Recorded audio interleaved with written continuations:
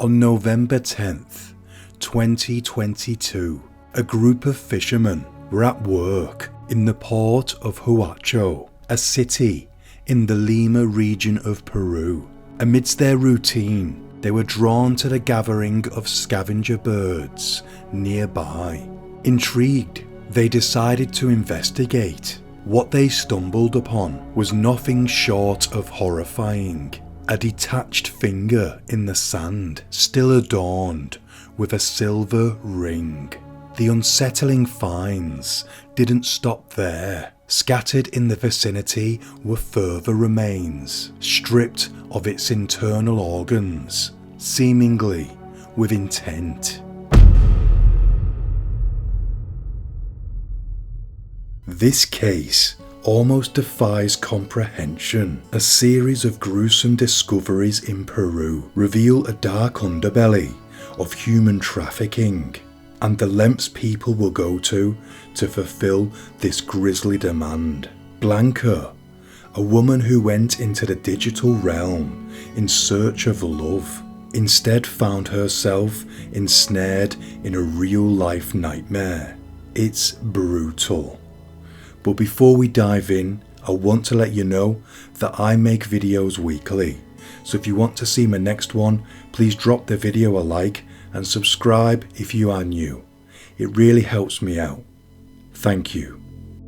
Blanca Arellano Gutierrez was a 51-year-old single woman residing in Mexico City. She was a big part of her family, and she shared an exceptionally close bond with her niece, Carla Arellano. The two maintained a friendship that went beyond mere familial ties, always finding ways to connect and enrich each other's lives. Although not much is known about Blanca's life, her Facebook account offered a glimpse into her interests. She had a law degree, and her profile indicated that she also pursued studies in tourism. Cycling and exercise were listed among her hobbies, but it was online gaming that truly captured her social attention. When the 2020 pandemic ushered in an era of isolation, Blanca found herself increasingly alone within the confines of her home, seeking to fill her hours and perhaps a sense of community. She turned to Fortnite, a game that not only enjoyed widespread popularity, but had also seen a surge in engagement during the lockdowns. It was a virtual world that Blanca began to explore and introduced new people into her life, unaware that this choice would ultimately lead her into unforeseen dangers. Blanca's foray into the world of Fortnite led her to Juan Pablo Villafuerte Pinto, a 37-year-old Peruvian man. What began as in-game interactions soon evolved into a deeper connection. The two transitioned from casual conversations during gameplay to more personal exchanges. They swapped contact details and soon found themselves engrossed in daily conversations on platforms like Discord and Facebook. Their friendship deepened considerably. On the social media landscape, Juan Pablo managed a Facebook page named Juan Villafuerte Med, where he identified himself as a modern vintage gamer. Intrigued by the term, Blanca became an active member of his online community. She too was admin in another Facebook group named Juegos Retro, focusing on retro games. Juan Pablo joined this group under his online alias. Evidence of their close relationship was publicly documented. Juan Pablo uploaded a video on February 6th, 2021 on his Juan Villafuerte page, specifically to celebrate Blanca's 50th birthday. In this heartfelt tribute, he affectionately referred to her as Blanquita, Other loving interactions were clear to see on each other's profiles. Their interactions on these platforms revealed a budding relationship, though no one could anticipate the darker turns their connection would soon take. Blanca and Juan Pablo's bond soon escalated into a virtual romantic relationship.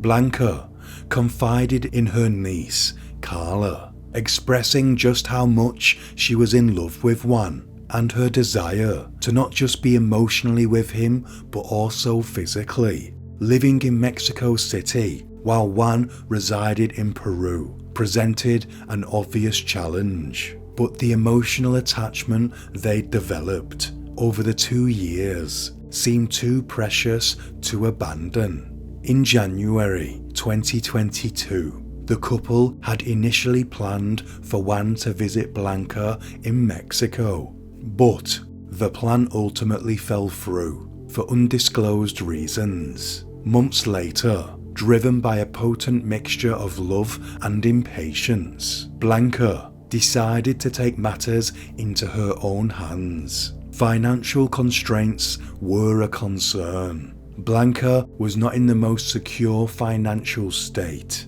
Nevertheless, she was prepared to make sacrifices for love. To fund her trip to Peru, Blanca sold off almost all of her possessions, including her car, which was integral to her work, her cherished bicycle, and various other items. On July 22nd, 2022, armed with the money she got from selling her life's belongings, Blanca embarked on her journey to Peru, ready to uproot her life for the man she loved. She was willing to do whatever it took to make this relationship work, oblivious to the grave risks this decision entailed. Blanca touched down at Jorge Chávez Airport in Peru's capital at 2:45 a.m. on Tuesday the 28th of July. Over the ensuing days, Juan Pablo played the consummate host, whisking her to iconic tourist spots and breathtaking locations. Throughout this whirlwind romantic escapade, Blanca maintained regular contact with her niece, Carla, filling her in on the details of her days. Everything seemed idyllic. "I'm so happy," she said, praising Juan's kindness, wit, and affection. He was everything she had fantasized about, her dream man made real. Juan reciprocated her affection with generous gifts and took her on a variety of romantic outings. Blanca was clearly smitten. Her online presence also remained active, with her latest live video game stream posted on November 6th. The initial joy of Blanca's move to Peru was short-lived and tinged with elements that puzzled her family. Blanca had mentioned purchasing a Peruvian mobile phone to stay in contact with Juan while he was away for his studies. Yet strangely, she never shared the number with her relatives. On Monday, November 7th, there was an unsettling silence. She didn't send any messages, didn't make any calls, and was suspiciously absent from her social networks. For someone as attached to her phone as Blanca, this behaviour raised immediate red flags with her family. Growing increasingly concerned, her family tried to communicate. Her niece, Carla, sent a message to Juan on Facebook, anxiously seeking any information about her aunt's sudden and inexplicable disappearance. But the answer they got back was not what they had expected. Juan's response only deepened the family's worries. He claimed that he hadn't heard from Blanca in days, suggesting that she had left him due to dissatisfaction with their life together. According to Juan, Blanca had grown bored and decided to head back to Mexico. Making her way to Lima for a departing flight, he ventured a guess that Blanca's phone might have run out of battery, accounting for her lack of communication. While his words carried a note of sadness and resignation, they also left an unsettling gap. The story didn't completely align with Blanca's past communications, where she had expressed consistent happiness and satisfaction with Juan and their relationship. Carla and the rest of the family were left with more questions than answers, their concerns intensifying with each passing moment of silence from Blanca. Sirens blared in Carla's mind. She chose to publicize her growing concerns, taking to Twitter to mobilize a search for her missing aunt. She not only issued a plea for help, but also outlined the narrative of Blanca's move to Peru to live with Juan, implying he was the last person known to have seen her.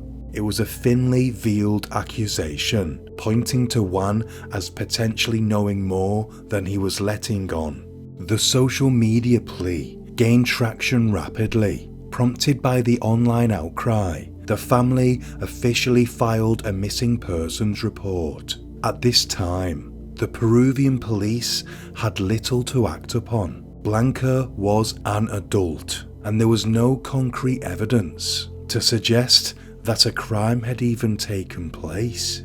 She had travelled to Peru willingly, and without signs of coercion or foul play. The authorities had limited avenues for immediate action. However, the landscape of the investigation took a sudden and dramatic turn just 2 days later, altering the course of events in a way that nobody could have anticipated. On November 10th, just 3 days into the official search for Blanca, local authorities received a deeply unsettling call that would change the trajectory of the investigation. Fishermen along the shore of Gaucho Beach had stumbled upon a grisly scene. Human remains were scattered along the sand, starting with a severed finger and followed by an arm and a head. Scavenger birds had already begun their grim feast. Authorities were quick to respond. Police secured the area, and forensic experts conducted their meticulous examinations. The condition of the remains suggested a deliberate effort to prevent identification. The face and fingertips had been skillfully dissected. Despite the challenges posed by this gruesome act, experts were able to determine 3 key factors. First, the remains belonged to a woman estimated to be in her 40s. Second, her fingerprints were not in RENIAC's records, Peru's National Identification Registry, indicating that she was likely a foreign citizen. Though the remains could not be positively identified on the spot, the evidence led many, including the investigators, to speculate. Could these remains belong to Blanca? Had her journey for love ended in this horrific manner? And if so, what role, if any, had Juan played in this dreadful outcome? The third key discovery of a silver ring on one of the severed fingers immediately drew investigators' attention. This detail was alarmingly consistent with Blanca's missing persons case. Her family, already anguished, sent over photographs for confirmation. The ring in the pictures matched the one found on the finger. Though this grim confirmation brought a wave of sorrow to Blanca's relatives, formal identification still awaited DNA analysis. On November 16th, the family made the bleak journey to Lima to assist with the required DNA tests. Meanwhile, the pressing questions remained. Who was responsible for this gruesome act? And how had it been executed?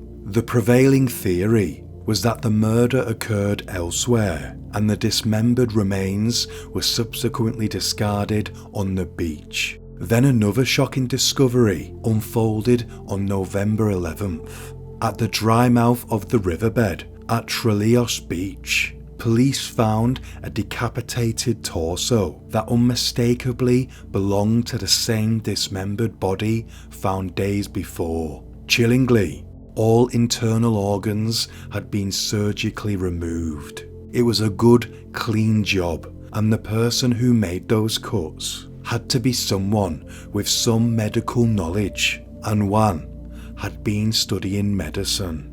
This macabre detail only drove investigators to intensify their efforts to unravel this grim mystery. By November 12th, public scrutiny had shifted decisively towards Juan Pablo, largely due to the tweet from Carla. She not only appealed to the community to help find her missing aunt, but she explicitly cited Juan as the last person to see Blanca in Peru. His image as a suspect was now solidified in the eyes of the public.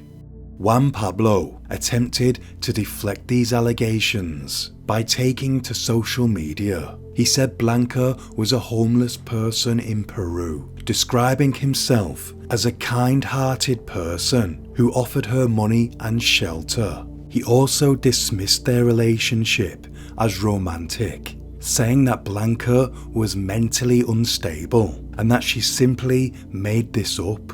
Carla, however, swiftly shot down these claims. An online battle of words ensued. Carla ardently defended her aunt, while Juan Pablo employed every tactic to remove himself of any responsibility. Sensing the growing tension and uncooperative behaviour, the public prosecutor's office moved swiftly. On November 13th, they announced plans to accelerate the investigation by travelling to Haucho. Here, they would gather more information and formally summon Juan Pablo for questioning. On November 14th, he reported to the Criminal Investigation Department. His stony demeanour continued. He exercised his right to remain silent and declined to cooperate with investigators. He did, however, claim he had no romantic relationship with Blanca. Other people who lived close to where Juan and Blanca lived were also interviewed. The landlord of their house confirmed that he and Blanca were romantically involved for several months, a claim backed by other neighbours. Additionally, a woman from the same building revealed that Juan had bought large black bin bags from the shop just days before Blanca went missing, suggesting that they could have been used to move the body. Frustrated but undeterred by Juan's evasive tactics, the prosecutor overseeing the case took the next logical step, investigating the home of Juan, which he had shared with Blanca. On the 15th of November, the authorities conducted a thorough search of Juan's apartment. During the search, they uncovered a Mexican flag, women's clothing, suitcases and remnants of hair, and most notably, multiple areas of the apartment showed signs of blood. After this, the horrific images were shared with the media and then given to the public. Luminol tests, a substance known for illuminating in the presence of blood traces, even when efforts have been made to clean them, brought to light the fact that despite attempts to conceal his actions, blood residue was still detectable on various surfaces. These included the bed, floor, walls, kitchen, bathroom, laundry room, as well as on various items such as scissors, bags and other utensils. The severity of the findings in his home left little doubt in the mind of the investigators or the public. He was heavily involved in the disappearance of Blanca. Juan's attorney was in a precarious position, as the blood evidence and personal items of Blanca found at the residence had irrefutably connected him to her. The results of the DNA tests on the blood and hair samples were still pending, but the circumstantial evidence was overwhelming. In the afternoon, on November 17th, an arrest warrant was handed down by the Peruvian legal authorities for Juan Pablo, who was the prime and only suspect in the missing case of Blanca. However, Juan had already fled. The situation was further complicated by the revelation that he had an identical twin, raising concerns within the victim's family and the authorities that he might impersonate his twin, thus allowing the actual culprit to escape justice. Luckily, later that same day, Juan Pablo was located by the National Police in a section of Villa El Salvador, a district in the south. He was in a house where he was living with his new partner.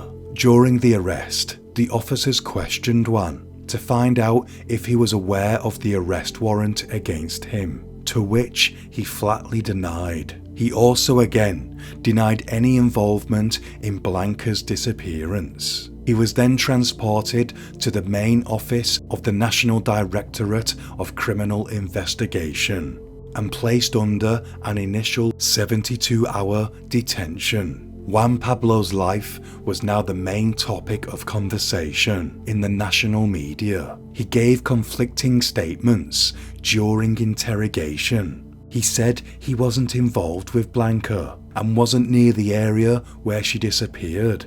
In court, he said the case was hurting his family and his studies. He claimed to be innocent. He expressed wishes for peace for the family of the victim and said that the police should find the real culprit. The case took a darker turn when investigators discovered a series of videos on Juan's TikTok account featuring human organs, specifically a stomach, a pancreas and a brain. Exactly the organs missing from the body found on the beach. What was already a brutal crime now looked like it could also involve organ trafficking. The media also reported statements from a medical professor who called for his expulsion for allegedly trying to trade human organs. Security footage showed Juan Pablo buying chemical cleaning supplies on the day he claimed to be at his other residence, away from the crime. His last Google searches were about how to reset a mobile phone, suggesting he was trying to wipe a device and launder it. Another significant element was that Juan was absent from his biology classes on Monday 7th, Tuesday 8th and Wednesday 9th in November. This coincides with the days on which the last evidence of Blanca's life was found. He is currently in custody while the legal process plays out. I think it's harrowing to believe that Juan had planned this from the very start. Years in the making. He wanted to harvest the organs of a woman, and to do so, he started a love affair online years prior. Then to get her to eventually leave her country, her friends, and her family, all of her safety, to be alone with you, where she inevitably went missing. Terrifying. During the initial legal hearings, Blanca's family shared previously unheard information. They said that her demeanour had changed in the final days of communication. Her tone was subdued, as though she was afraid of being overheard. The prosecutor also revealed that on November 3rd, days before she went missing, Blanca had called the airline to ask for a refund on her return ticket to Mexico, but was told it was impossible. She was apparently living on a meager 80 sols a week, provided by Juan. Also, the couple didn't see each other daily. Juan was away at university for 2 days a week. During his absence, Blanca was forced to remain hidden in their shared room due to the landlord's one-person occupancy rule. Their living arrangement was clearly not working. The prosecutor also introduced new evidence. Bleach and another cleaning agent called Pine Sol were found in Juan's bathroom. Additionally, the prosecutor highlighted that the discovered body had precise cuts where the face and vital organs were removed. Such surgical precision could only have been executed by someone with medical training.